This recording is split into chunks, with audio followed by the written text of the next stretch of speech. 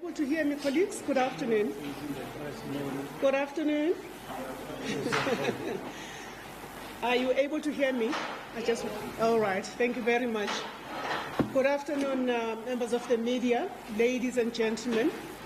On the occasion of the electoral court challenge involving the registration of MK Party, the ANC is here in Mangaung. We are being led by the Secretary-General, and to my right is Comrade Dumseni Ntuli, known to you, head of elections in the ANC, and the leadership of the province under the leadership of the provincial secretary and the deputy chairperson. To your right, well known to yourselves, members of the media, and to my left, our veterans, the MK war veterans. They are here to our left, and I will not go any further than that. Comrade Dan Hato, who is the leader and the convener at a national level, together with Comrade Dikeledi, comrades who are a product of Umkhonto weSizwe. I will, without any waste of time, hand over to the Secretary-General to read out the statement of the ANC. Over to you, SG. Thank you very much, ladies and gentlemen of the media, the leadership of Umkhonto weSizwe war veterans, members of the National Executive Committee, provincial leadership, and ladies and gentlemen of the press. Over the 112 years of its existence, the African National Congress has had to confront and defeat many counter-revolutionary schemes which sought to destroy the movement morally, politically, and organizationally, and ultimately derail the people's struggle for fundamental socio-economic transformation. Sowing seeds of confusion as a basis to scatter the movement and derail the united action of our people has been the headway to counter the potency of the African National Congress, the Alliance, and the mass democratic movement. Stealing the history, heritage, and intellectual property assets of the organization is part of the counter-revolution propaganda aimed at communicating a multiplicity of political outposts, all claiming legitimacy from the proud history of the African National Congress. This is because the architects of these acts of counter-revolution have realized that by themselves they lack the moral integrity to present themselves to society as credible leaders unless they hide behind the history of the movement. Like our forebears, the ANC National Executive Committee has a dual responsibility to defend the organizational integrity and heritage of the ANC and to guarantee the continuity of the national project of fundamental socio-economic transformation.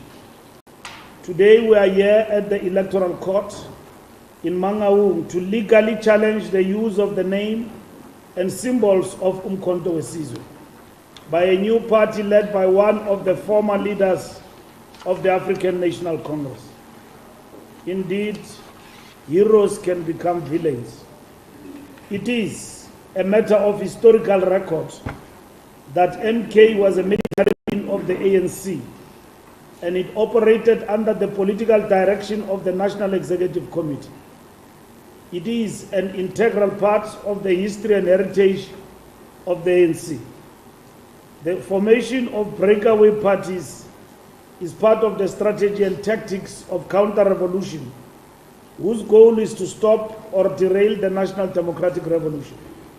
Some of the tactics employed by counter-revolution include divide and conquer, co-opt and corrupt, capture and weaken the democratic state, and unleash violence and create instability. On the other hand, the anti-transformation forces are converging into coalitions whose primary focus is to reverse the transformation agenda led by the African National Congress. The same anti-transformation forces are encouraging and funding rebel breakaway groupings and small parties with the hope that all these efforts will erode the support base of the ANC and force it into coalitions. It is very disturbing to note that some of the parties that masquerade as a radical and have revolutionary sounding rhetoric have common cause with the right-wing forces. They all want to derail the National Democratic Revolution.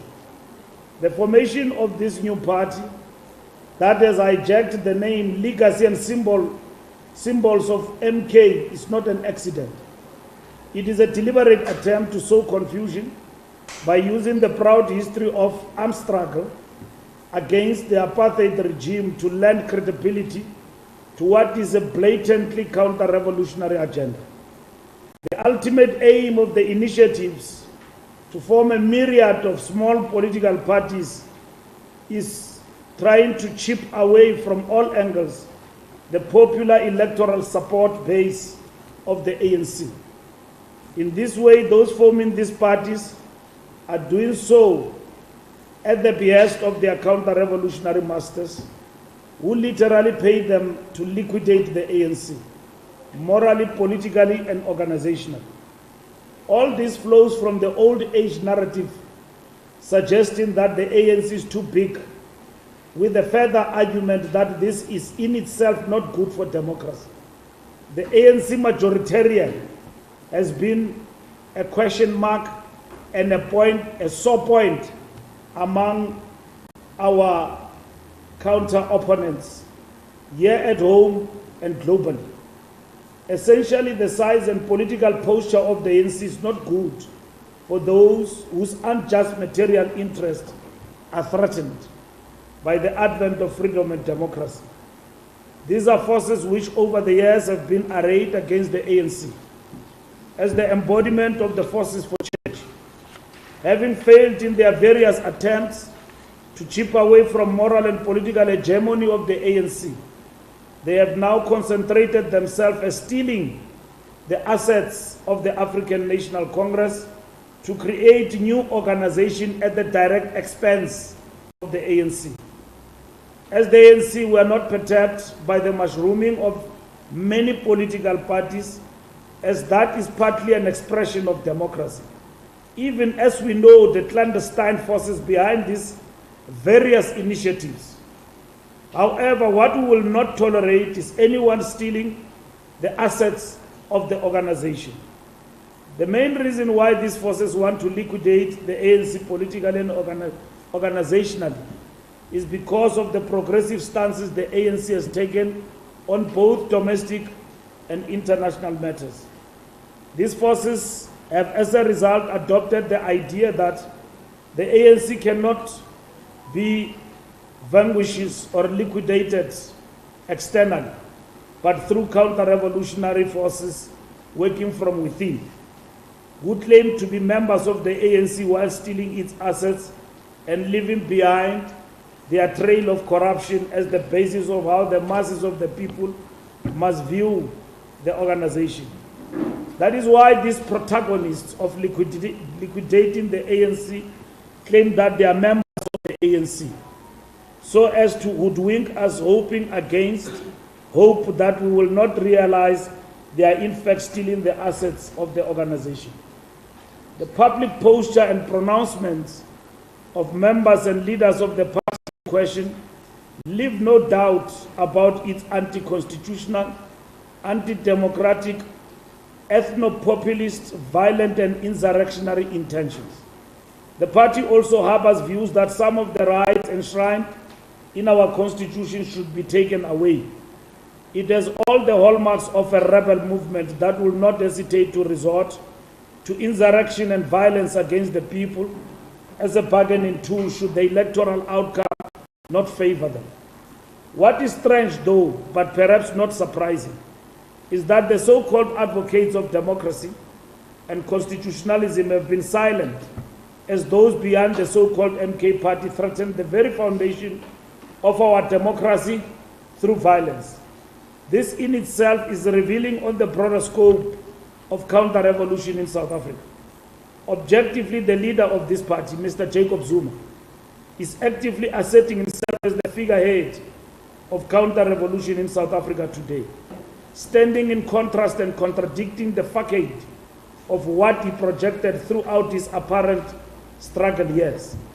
This in itself is revealing on the actual motive behind his political participation and the struggle that is ultimately about himself and not the masses of our people. And of course, he has historically abused the masses of the people, as he continues to seek to do so today, by pretending that his selfish needs are in fact the needs of the people. His activities and those of his party fit well in the broader strategy of the right-wing forces of cutting the ANC to size and bringing it below 50%. This party is spreading the untruth that currently the ANC is supposedly controlled by white monopoly capital and foreign forces. This is the same narrative the Guptas hired Bell Pottinger to promote and cause serious divisions in the movement and in society. The ANC has adopted very principled positions on major issues here at home and abroad. And this has pit our movement against right-wing forces globally and domestically. The false accusations that the ANC has sold out only serves to reinforce the work of the global and domestic opponents of the National Democratic Revolution, who are working tirelessly to ensure regime change in our country. Mr. Jacob Zuma is telling the people that he was badly treated by the ANC. Nothing is further from the truth. The ANC became too ambivalent and accommodative of leaders whose ethical orientation was at odds with its own values. Renewal is setting the bar higher again to ensure that the ANC never ever allows an individual leader to lower its ethical bar to be accommodative. The ANC will not allow any party to steal its legacy and trademarks, from that of MK to the uniform of the ANC Women's League. Mr. Zuma's reference to the ANC as the ANC of Ramaphosa, quote unquote, was a cheap stunt to draw the president of the ANC into a personal tit for tat. He was effectively ignored. This party wants to engage in electoral democratic contestation whilst lambasting the very democratic process. He seeks to commit electoral fraud, politically, morally, and legally speaking. Thus, whilst participating in electoral contestation, it is a participation that goes only as far as it serves the leader's needs. This new party is a gathering largely of people who are either in trouble with the law or in trouble with renewal. What is common is anger, fear, and hatred for the renewed ANC and loathing of rule of law.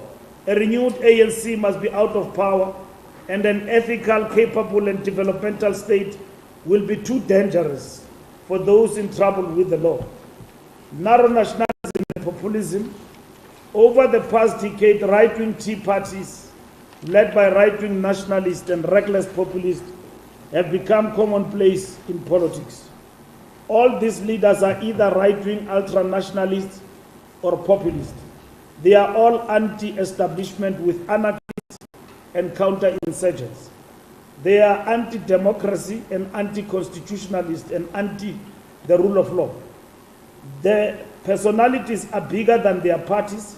They are charismatic, one-person show populist. They all have dictatorial, authoritarian, big man syndrome tendencies. They run fear-based mobilization and fear-based negative campaigns, which are racist, sexist, Afrophobic, homophobic, ethno-nationalist or tribalist, from different national or religious groups who have not embraced the values of the Constitution. They all run very powerful and effective propaganda campaigns based on what they term alternate truths, which they've learned from their masters elsewhere in the world, which in reality means fake news or falsehoods. As you would have seen in South Africa, the era of fake news and falsehoods has encapsulated the social media space, TikTok, everything else you can think about. They all have disruption and rebellion built into the DNA of their parties and campaigns. They project a capacity that threatens to disrupt and destabilize the government. There is no ideological principles and coherence. The campaigns are all based on rhetoric, and that is what they stand for. The African National Congress is here today in Mangaung to make a statement that before the courts, and in particular the electoral court, we have made our case, and they will stand with whatever outcome that comes with it. We know our winning of power and contesting power to win it overwhelmingly is not dependent on the courts. We are here in Mangaung to claim what is ours, which is Umkhonto weSizwe Party. Next week we will proceed to Pietermaritzburg for the patent of Umkhonto weSizwe. So it doesn't end here. And we believe in the rule of law, and we want to thank our lawyers who have taken up our case and went with great professionalism and diligently so argued before the courts and before the judges our appeal as the African National Congress. So that's where we stand, and we thank our supporters, members, everywhere in the country who have understood the actions that have been taken by the organization. Our call to our members is all hands on deck. Counter-revolution will be defeated by the masses of our people. And the African National Congress is rooted among the masses of our people. It will not be defeated in the corridors of power in the air-conditioned offices, but by working amongst our people who embrace the ANC on a daily basis. And we thank our people for their continued renewed support and belief in the ANC. For doing so, it's not the belief on an individual, it's the belief on the vehicle of the people and by the people and at their disposal, which all we've got the responsibility to defend. And that is what we wish to thank this afternoon, coming to Mangaung to register our case in the electoral court. I thank you.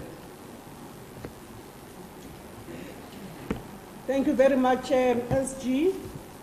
And with that, I'd like to turn to members of the media and to take any questions that you may have. Yes, Zianda? Thank you very much. It's Zianda from Africa. Mr. Mbalula, part of what we heard in court today was on the issue of urgency, and one of the arguments that was made is that the ANC took its own time, which would be indicative of what was actually said in court of the Secretary-General, who might have been fast asleep because you did not actually deal with the issue of the registration of the party when it happened, when the ANC found out, because the issue of the logo will be dealt with next week. So do you think this is an indictment on how you are running affairs in the ANC? The second thing is, we just come from an Umkhonto weSizwe mini rally, so to speak, with the former president. And it would seem, of course, that it's a continuation of the battle of the history of Umkhonto weSizwe, but should the electoral court rule in favor of the ANC by deregistering Umkhonto weSizwe, are you concerned at all as the ANC about any possible violence, since there's already concerns about this if they don't get a two-thirds majority? And lastly, on a technicality, is former President Jacob Zuma still a member of the ANC? Thank you. Thank you very much. I could have a follow-up. My brother over here.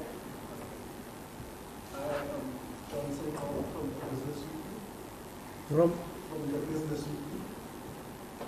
My question is, this court case, does it not bring the ANC's attention to the national as what is coming around the case?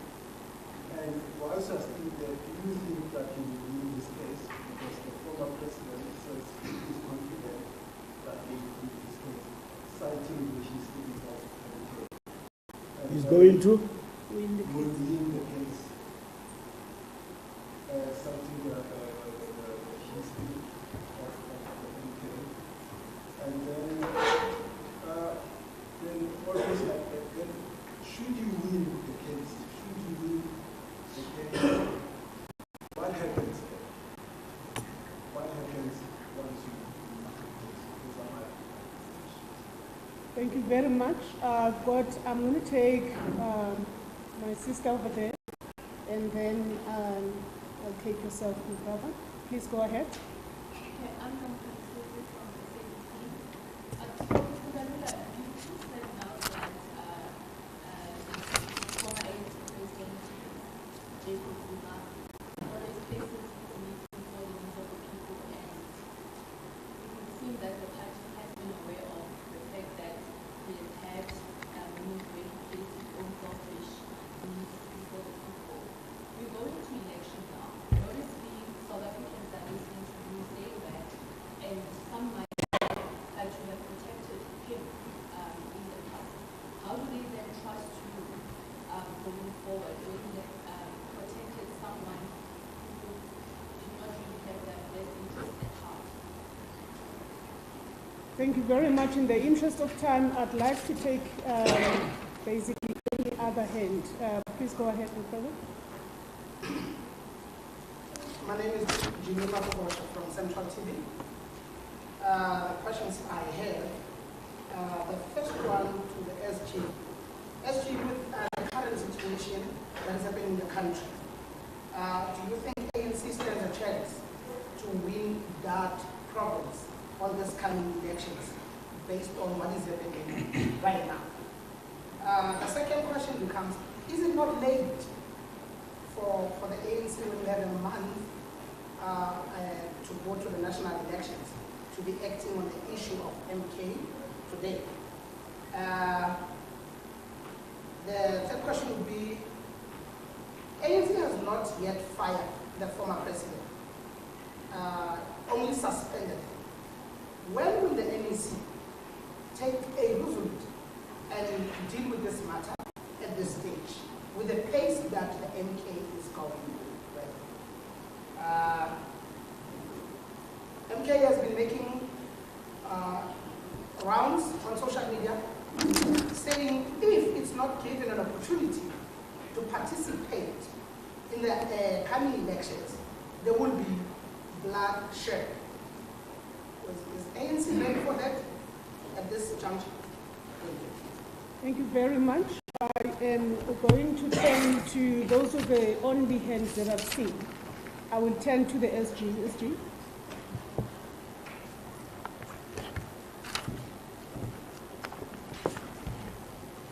Thank you very much, and thank you for the for the questions. There's been an argument in court about issues of time, and I wish to leave it there.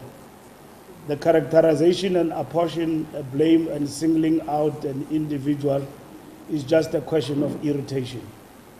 That must be dealt with as such, because that matter is being tested in court in relation to that question.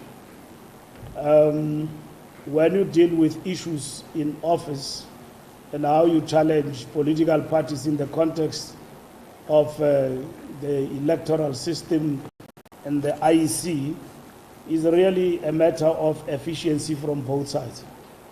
Here in this case, we are arguing against the IEC together with Jacob Zuma's party, which defend them stealing the logo and at the same time the symbol of the ANC, which is well known. So, in simpler terms, we will not be here if Zuma named this party Jacob Zuma Msholozi party. wouldn't be here. Will just accept that he has left. If Zuma has got credibility on his own, why is he not standing on his own? Why does he take symbols of the ANC? If he's got credibility and standing in society, and he believes in his moral standing in South Africa, why is he not forming a party outright and taking symbols of the ANC? The reason is that he cannot. He cannot. He's got to take part of what belongs to the ANC, which is what the people follow of South Africa, and it goes with him. And that is why he will defend using Umkhonto weSizwe's historical role in the struggle for liberation. He will use that to defend himself and say we will win because now Umkhonto weSizwe history and role in the struggle belong to Zuma? No, it doesn't. It belongs to the people of this country led by the liberation movement called the African National Congress. The graves of Nelson Mandela, attending wherever they are in their graves for the fact that Umkhonto weSizwe has now been apportioned in terms of its history to an individual who on his own basis has not put up a political and ideological posture as to why does he form a political party and why does a party in his name arise in the broader political space. He's trying to argue that in a way, but at the end of the day, he does not sustain it by standing on his own, by saying, I'm forming a party, and that's it. Malema went to form a party called EFF in his own name and right and fought for it. Why is Zuma afraid to form his own and say that I'm forming a party to fight for land, and he steals the ANC symbol? We will not be here today, and probably you are right, wasting our time. It is a waste of time, indeed, precisely because waste of time and resources fighting over a matter that belongs to our party, unfortunately, not to other parties, but to the African National Congress in history. And because Umkhonto weSizwe, in terms of its history, is not far away from the African National Congress. Many other things that have been raised on the matter of time have been argued in court, and we leave it there. We leave those issues there. And court will pass judgment on those particular issues. And we have argued them with the IEC, and that is why we are at the electoral court. And our lawyers have argued that matter quite diligently and professionally, like we said. So we will not be diverted by the issue of what it calls to an individual in relation to follow up on matters, because at the end of the day, it will end up being a case of defense of an individual, whereas it is not. The case has been argued, and what we have done as an organization to defend the right to the symbol of Umkhonto weSizwe. Violence, are we concerned about that? We have characterized teapot parties that resort to violence and intimidation, and mobilizing people on the basis of threats and fears, rhetoric. If you believe in your ideas, there's no need to threaten democracy. And democracy must defend itself. And all of those who are peace-loving, democratic, and Democrats in our country and believe in our constitutionalism must abhor such actions. Nobody else has got the right to threaten violence as a means to achieve their goals in a democratic state. And the democratic state must defend all its citizens, such that activities we come to see by July riots never repeat themselves again in our country. Nobody can say if things don't go my way in a constitutional court, and if my leader is not registered by the IEC, there will be violence. We can all resort to that if we did not have a state. We are not stateless. And South Africa is a democratic state, not a banana republic. It's neither a failed state. Democracy works, as it has been proven over the past 30 years. We coexist even with people who have broke away from the ANC, and we did nothing to them. We contested them through the polls. The same we will do with Jacob Zuma. Win or lose in the electoral court, we'll contest him on the ground. We are not going to call members of the ANC to be violent and fight erstwhile ANC members on the ground. We will accept the outcome of the court. We have made our case, but we'll continue to challenge the trademark of the ANC, which is what we are doing next week. If they lose, good for them. But we have taken a political decision to challenge the existence of MK because we believe that how it was registered through the IEC, it is a matter that we believe needed to be challenged, and we have challenged that and argued that particular case in court. We don't think that it has followed all the necessary prescripts, and this was just a fly-by-night arrangement. Quick. It's registered and using technical issues, which unfortunately we've got to argue in court, which we have done so. But why we feel that things were not so much transparent in terms of dealing with this particular case. So we have argued those matters, and the judgment has been reserved, and then we'll wait for that. So we are not deterred. We're not going to win an election anyhow either than campaigning as we do right now on the ground in terms of convincing people to vote for the ANC. If we don't convince people to vote for the ANC and why, they will walk away from us and all of that. And we don't believe that others do have, but that will be tested on the ground. Even that convincing and asking people to vote for us, we have never taken it for granted as a given. We have taken it as something that we need to work on and nudge all the time throughout the length and breadth of South Africa. There is no change even in this election, and that is exactly what we are doing. Zuma is not a member of the ANC. He's been suspended and charged. The day of his dismissal and whether he will be dismissed and all of that, it is a matter that will be determined by ANC committees, the disciplinary committee, as the time goes on.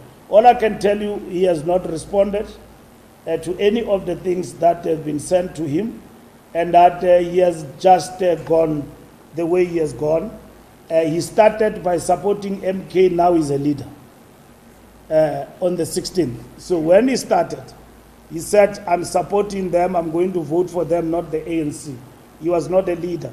Now he's a leader of MK. He's number one in their list. At least that one that is leaked we have seen. So we don't know the future with regard to that. But he didn't start as a leader. So it tells you the modus operandi of the party itself, that the modus operandi of the party has actually been a clandestine operation, which in itself has worked with broader forces in the country, which it has claimed that is going to build a front of black political parties, if not a melting pot.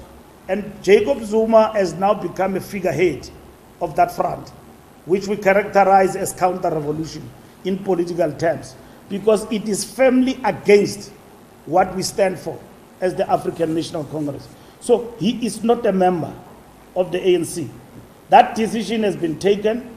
We have communicated that decision, and it is very clear to everybody. He has not contested it, and he has gone on to claim his space and to lead his political party in whatever way he does. So we don't have a problem with anyone breaking away, forming a political party, descending from the ANC. But if you use our symbols, it's like using ANC colors and go and register the IEC will challenge you. It's as simple as that.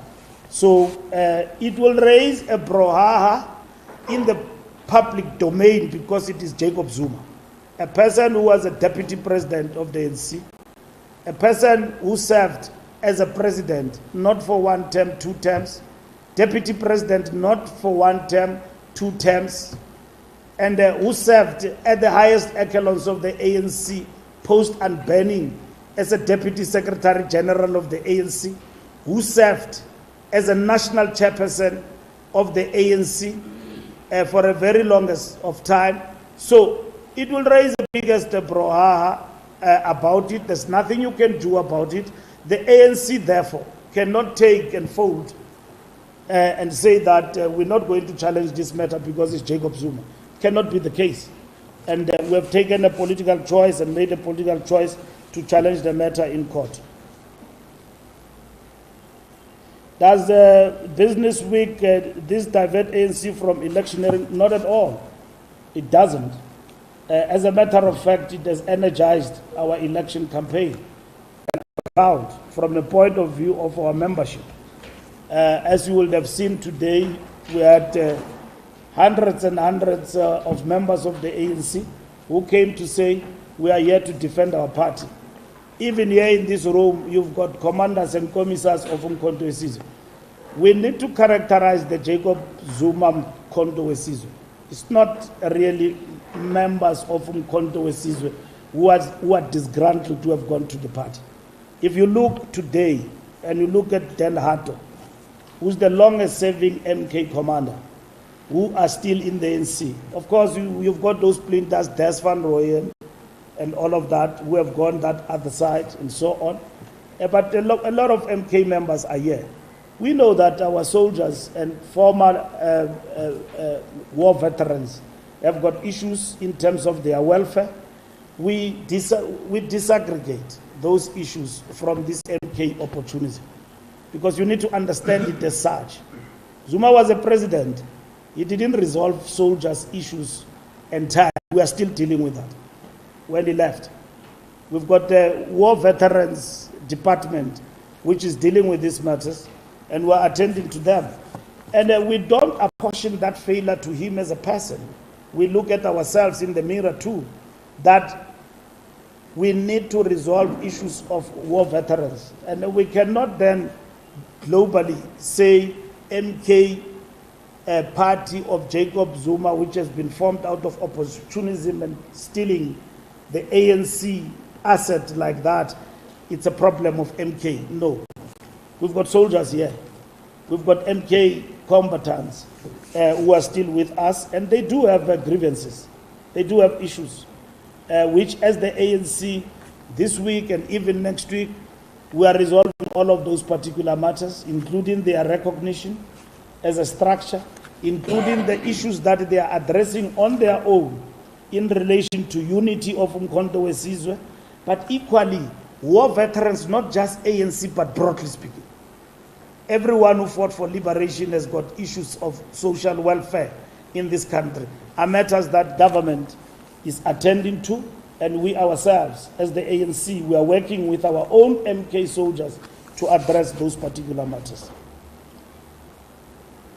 Zuma will win the case. It's possible he can win the case, because winning the case really, it's not a moral issue. It's a question of who put the best argument forward and what is legally permissible. And that is the point. We believe, too, we stand the ground to win the case. We've put the cogent case forward. He's got an advantage because IEC agrees with him in a particular way. But we have challenged even the IEC in that regard. And then the Electoral Court is no better platform than to look at the facts and at the same time make a judgment on the matter. So it doesn't end there. We will go on to claim our trademark and all of that, and that is what we'll do. So he wins the case for who? Will he go to sleep well, that he won the case for stealing an asset of the ANC, and that he has plunged the revolution in a crisis or in a precarious position? That's him at the age of 80. Will he go to sleep well, that he's doing something for the revolution? He's deepening it, he's doing everything that is good. I wouldn't be proud of that, because I would only be proud if you don't believe in the ANC currently in terms of its leadership. You break away. You don't steal because you want to confuse people, and at the same time they must vote for you by default. We've got political parties in this country who are on the ballot who benefit out of ANC colors. There's nothing we can do about it because they are recognized. And then they don't campaign, they don't have manifestos, But every time we look at the scoreboard after the elections, they are there. 2 seats, 3 seats, 1 seat at local government. That's what we see. So we will not step back on things that will impugn and, have an impact on our image in terms of contest of elections. Like we said, we are claiming what is rightfully ours. We have not made Jacob Zuma our